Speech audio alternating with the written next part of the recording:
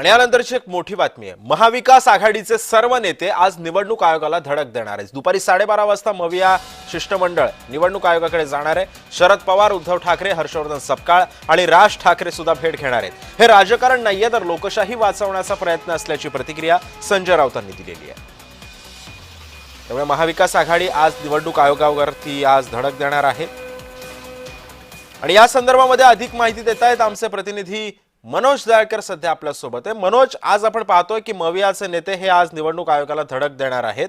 नेमके कोणकोणते मुद्दे आणखीन आता ते निवडणूक आयोगाशी बोलून त्याच्याबद्दल चर्चा होऊ शकते आणि विशेष करून ज्या नेत्यांची नावे आपण आता घेतली ते सर्व नेते जाणार आहेत का? नक्कीच सिद्धेश, आपण या ठिकाणी भेटतो। आज सर्वपक्षीय नेते, महाराष्ट्र निवडणूक अधिकारी चोकलिंगम यांना भेटणार आहे। दुपारी 12:15 वाजता ही भेट होणार आहे, मंत्रालयामध्ये ही भेट होणार आहे।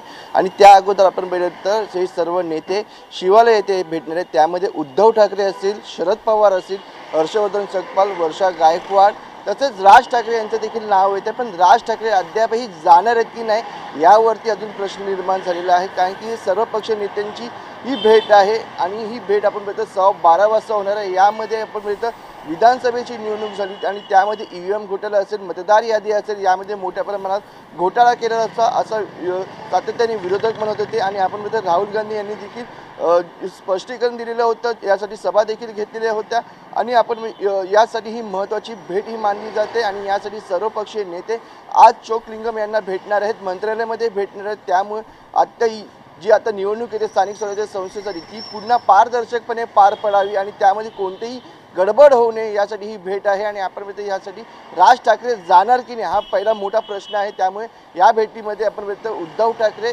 शरद पवार आणि हर्षवर्धन सपकाळ, वर्षा गायकवाड हे सर्व नेते। पण मनोज, जर आपण बघितलं असेल तर आज सर्व पक्षीय नेते आता या सगळ्या पार्श्वभूमीवरती निवडणूक आयोगाला धडक देतात। मात्र याचा अजेंडा काय आहे? कोणकोणते मुद्दे याच्यामध्ये चर्चेला जाऊ शकतात?